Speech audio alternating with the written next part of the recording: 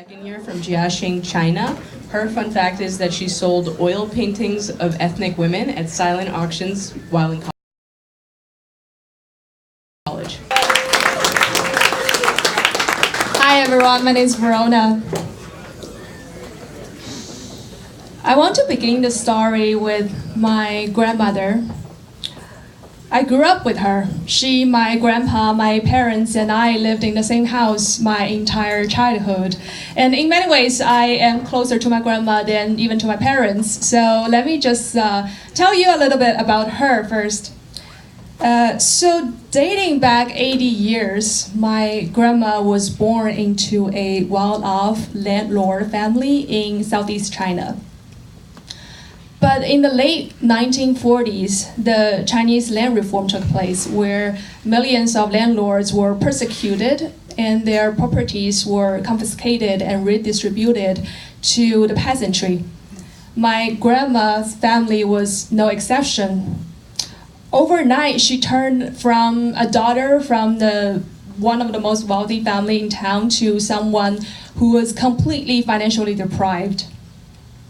As one of the daughters in the family, she had to drop out of the elementary school that she was then attending to support the family so that her brother, the only son of the family, could continue schooling. And then my grandma worked as a farmer ever since and married into a disadvantaged, underprivileged family. Then, when she was 36 years old, something important happened to her. She converted to Christianity through some foreign missionaries that came to Shanghai. Back then, it was the peak of Chinese Cultural Revolution, where religious leaders could literally get arrested and imprisoned for over 20 years. But my grandma, she took the risk and went to a secret worship center in countryside China after midnight on every Wednesday so that she wouldn't get caught. And I asked her what she was thinking back then. She told me that it was because it was her first time after nearly 30 years of hard laboring that she finally heard something full of wisdom. And she valued that much more than her physical safety. My grandma has been a devoted Christian ever since, and through reading the Bible every day, she taught herself how to read and write. She was pretty much illiterate and has never had a one day of schooling ever since she dropped out of the elementary school. And now she can read and write over 5,000 Chinese characters. Thanks. She is such a constant source of inspiration to me. She's always so hopeful, always so on top of everything. She's always curious about what is going on out there in the world. And that passion got me super excited about the world outside of my hometown. So when I turned 16, I told my family that I wanted to come to America for college because I would get better education there. My dad was super against that idea because as an entrepreneur himself, he wanted a comfortable life for me. An easy, without too much ambition and all the hardship and struggles that come with it. But my grandma stood up for me. She basically yelled off my dad and said, "You should go. There's nothing more important than the education. Don't worry about your dad, I've got your back." She valued my education so much that she'd support me to go abroad, even if that meant sending her little girl to somewhere on the map that she could hardly point on and seeing me only once or twice a year. So my dad was overruled. I came to the States with my 2 gigantic suitcases and landed in South Bend, Indiana. Yes, I got into Wharton. As a non-Catholic and apparently non-white student, I was different from 99% of people there. I oftentimes got looked at when I walked around in a small town, and things were not easy. I remember I was completely lost after coming back from my very first American football game, because I had no clue about the difference between quarterback and cornerback, and I still don't know. Fighting Irish.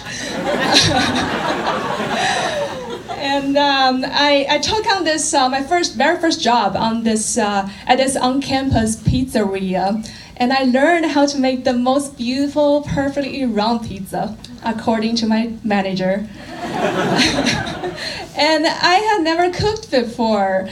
My parents would never have imagined of me working in a restaurant. But among all those difficulties, I was having a lot of fun there, flipping some pizzas, and I told myself, you know what? The value of this journey is there. I was lucky to experience all that. So in my junior year summer, I went back to China, volunteered at a countryside high school where I met this girl named Jingxia. She was from a very underprivileged family, but she always wanted to go to America for college. She didn't have the same resources and support that I had when I was 16 years old, but I encouraged her to try regardless and helped her with her exams. And then we lost touch. Fast forward some time, I graduated from Notre Dame, and just when I thought I knew everything there is to know about America, I threw myself to New York. Arriving at Penn Station, again with my 2 gigantic suitcases, I took in a deep breath of this wonderful smell of trash, piss, and rats in this greatest city in the world. Love it. But things were more difficult than I expected. I had no family there, and on my job, I was always the only female in the conference room with 10 other gray-haired old guys. And every night I came back to my shoebox-sized apartment, I felt lonely. I started to doubt whether it was all worth it, leaving all that comfortable life at home behind, because if it was at home, it would be a full house filled with comfort, good food, and laughter. One day on a performance evaluation session, a manager said to me, Verona, I think you should consider improving your accent if you want to go far in this job. And my jaw dropped. I was completely competent. I delivered work as great as all the other associates. But in the end, it all comes down to my accent. I was shocked and I was so frustrated that I regretted so much that I encouraged that Jingxia, that countryside girl, to basically follow my path. Just around that time, I got a job offer in Shanghai, as if it was a test for me. I could just quit everything in New York and fly back home, living the life that I left behind when I was 16 years old. You know, all these years, every time I call my grandma, every time I hear her voice, every time I go back home celebrating Chinese New Year with my 40 plus person extensive family, and every time I see those huge skyscrapers in Shanghai, I always ask myself, what if I had stayed? I would have a much easier life, the life that my dad wanted for me. Like most of my childhood friends, I would have stayed in my hometown my entire life and married with 1 or 2 children by the age of 26. I missed all that. I've left it all behind. And that job offer was my chance to go back to that life that I left behind. As I was on the edge of quitting, there was also a small voice inside me telling me that I'm not done yet. And on that night, I called my grandma just like every day, and she said to me, you're not done yet. If I were you, I would never give up everything and just run away from the obstacles like this. And she was right. I mean, compared to everything that she went through, the obstacles I had was nothing. So I decided to stay. I decided to give New York one more try, and then everything got better and better from there. which eventually led me to Wharton, where, this wonderful place where I got to make friends with some of the most brilliant people, just like yourselves.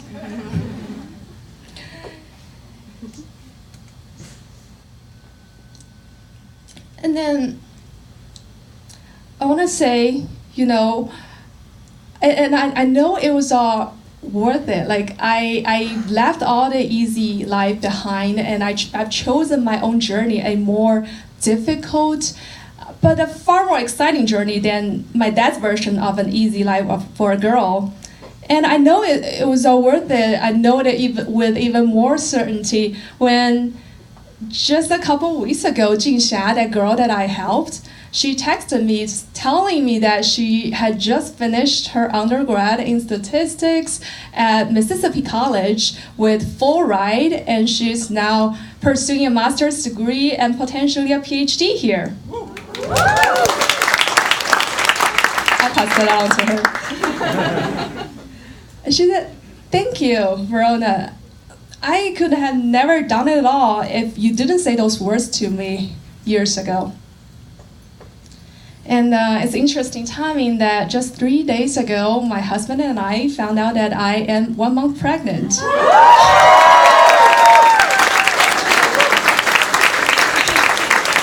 Thank you. And soon in the future, I will have this little one. Facing all those difficult choices in life, just like, what I did before. And I wanted to, when it comes to that point, and one, hopefully I'm not that old, and two, I want to tell him or her that, whenever you have the option to choose between the easy and the difficult path, just go ahead and pursue the more difficult one. Don't shy away, because at the end of the day, that's what makes you resilient. Just like my grandma, who risked persecution to pursue the truth that she believes in. Just like me making pizza in the middle of nowhere, or just like that countryside girl who came to the deep south to study statistics. Sometimes you just have to leave behind that easy option. It will be all worth it. Thank you.